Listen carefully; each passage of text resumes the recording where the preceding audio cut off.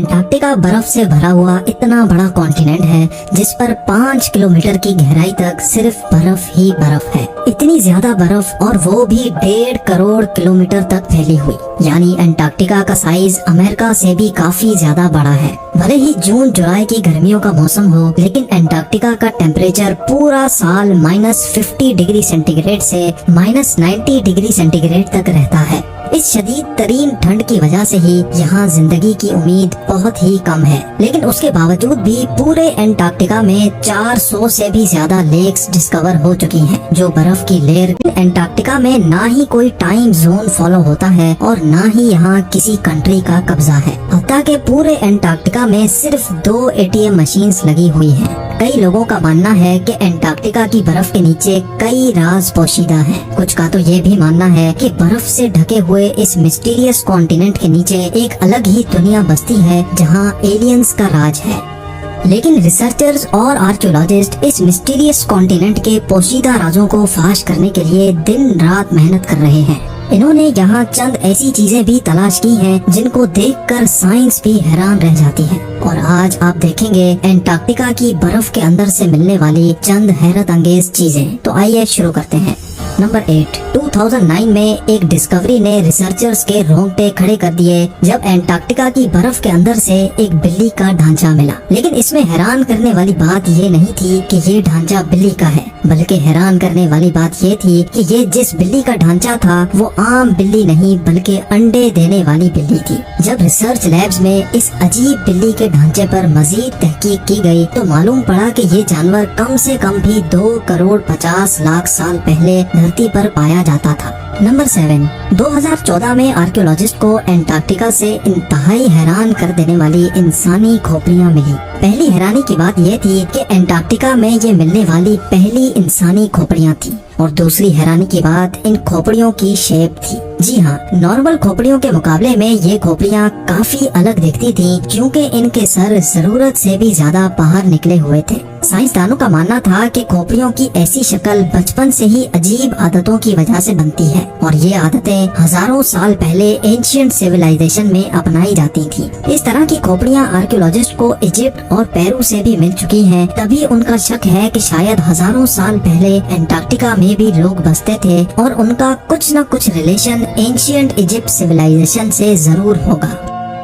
Number 6, पिछले 50 सालों के दौरान एंटार्क्टिका से 10,000 से भी ज्यादा मीटेराइट्स मिल चुके हैं। मीटेराइट्स ठोस पत्थर के ऐसे टुकड़े होते हैं जिनका ताल्लुक हमारी धरती से नहीं होता, बल्कि वो किसी और धरती से टूट कर आए होते हैं। साइंसदानों का मानना है कि मिलने वाले मीटेराइट्स में से कई 7 लाख साल से भी ज्यादा पुराने हैं। वैसे तो ये पता लगाना बहुत ही मुश्किल है कि इन मीटेराइट्स का ताल्लुक किन सितारों या प्लेनेट से है, लेकिन 2002 में एंटार्क्टिका पर गिरने वाला एक छोटा मीटेराइट 2015 में डिस्कवर किया गया था और साइंस का मानना है कि ये कहीं और से नहीं बल्कि मार्स से टूटकर आया है, क्योंकि इस मीटेराइट के अंदर ऐसे बैक्टीरिया थे जो मार्स पर पाए जाते हैं।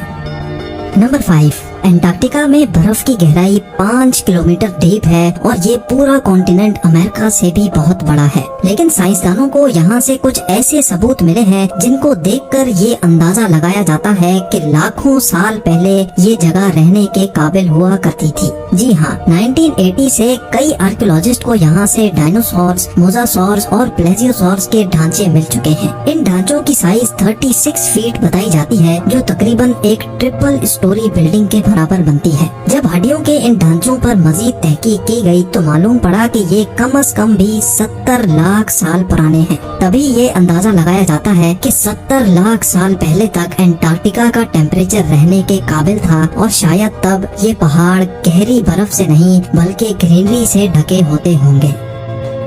नंबर 4, वाटरफॉल्स तो हम सब ने कई बार देखे हैं, लेकिन एंटार्क्टिका में टेलर ग्लेशियर के मकाम पर एक पॉइंट ऐसा भी है जहां वाटरफॉल नहीं बल्कि ब्लड फॉल होता है। 1911 में टेलर नामी एक साइंटिस्ट ने पहली बार इस ब्लड फॉल को डिस्कवर किया था। कई सदियों तक यही माना जाता था कि वाकई इस ग्लेशियर के अंदर से खून बहता है, लेकिन मॉडर्न साइंस ने जब इस पर मजीद रिसर्च की तब उनको जो मालूम पड़ा वो इससे भी ज्यादा हैरत अंगेज था। जी हाँ, मालूम पड़ा कि इस ग्लेशियर के नीचे एक बहुत बड़ा पानी का डैम है, लेकिन इसमें मौजूद पानी की खास बात यह है कि इसमें सी वाटर से भी 3 टाइम्स ज्यादा सॉल्ट है, जिसकी वजह से ये फ्रीज नहीं होता। साथ साथ इस पानी में पहाड़ों से निकलने वाला आयरन भी मौजूद है। किसी एक पॉइंट से जब ये पानी ग्लेशियर से बाहर निकलने की करता है तो हवा में मौजूद ऑक्सीजन पानी के आयरन से मिक्स होकर आयरन ऑक्साइड बन जाता है और उसका कलर रेड हो जाता है और इसी वजह से हमें ये पानी रेड कलर का दिखता है। नंबर 3, ब्लड फॉल ग्लेशियर के नीचे मौजूद पानी में साइंसदानों को एक और हैरान करने वाली चीज भी मिली। पानी में टोटल 17 टाइप्स के बैक्टीरिया भी पाए गए, जिनको जिंदा रहने के लिए ऑक्सीजन और सनलाइट की भी जरूरत नहीं होती। एक्सपर्ट्स का मानना है कि ये बैक्टीरिया की ऐसी किस्म है जो ऐसे प्लैनेट्स पर पाई जाती है जहाँ पर ऑक्सीजन और सनलाइट का नामो निशान तक नहीं होता। लेकिन ये बैक्टीरिया हमारी धरती पर कैसे आए, ये राज अभी भी पोशीदा है। नंबर 2, हालांकि पूरा अंटार्कटिका बर्फ से भरा हुआ कॉन्टिनेंट है, ये देखकर सबको यही लगेगा कि यहाँ पानी की कमी होना मुमकिन नहीं है। लेकिन आपको ये जानकर हैरत होगी कि हमारी धरती पर अगर कोई सबसे ज्यादा खुश्क यानी ड्राई जगह है तो वो भी अंटार्कटिका में ही मौजूद है। ये ड्राई वैली अंटार्कटिका में ही डिस्कवर की गई थी, जहाँ पर पिछले 20 लाख सालों से एक मर्तबा भी बारिश नहीं पड़ी, क्योंकि इस ड्राई वैली में तेज तरीन हवाओं का राज है, जिनकी स्पीड 320 किलोमीटर/आवर तक जाती है। इसी वजह से साइंसदानों का मानना है कि तेज हवाओं की वजह से यहाँ मौजूद पानी का कतरा कतरा एवोपरेट हो चुका है। आपको ये भी बताते चलें कि अर्थ के तमाम एटमॉस्फेयर में से इस ड्राई वैली का एटमॉस्फेयर लाखों किलोमीटर दूर मार्स से काफी मिलता जुलता है। इसी वजह से नासा ने अपना वाइकिंग रोबोट मार्स पर भेजने से पहले अंटार्कटिका की ड्राई वैली में टेस्ट किया था। और अब नंबर 1, आर्कियोलॉजिस्ट की एक टीम को अंटार्कटिका की बर्फ के अंदर 1100 फीट की गहराई से एक इंतहाई खौफनाक मखलूक का ढांचा मिला। ये पता लगाने के लिए कि ये ढांचा कौन से जानवर का है, कई एक्सपेरिमेंट्स किए गए, लेकिन हैरत अंगेज तौर पे इसका स्ट्रक्चर किसी भी जानवर से मैच ना हो सका। इस खौफनाक ढांचे की लंबाई 8 फीट बताई जाती है, जिसकी हड्डियां बॉडी से निकली हुई हैं। कई सालों की मेहनत के बाद भी आज तक ये पता नहीं लगाया जा सका कि ये जानवर कौन सा था और आखिर इस धरती पे आया कहां से था। उम्मीद है जन टीवी की ये वीडियो भी आप भरपूर लाइक और शेयर करेंगे। आप लोगों के प्यार भरे कमेंट्स का बेहद शुक्रिया। मिलते हैं अगली शानदार वीडियो में।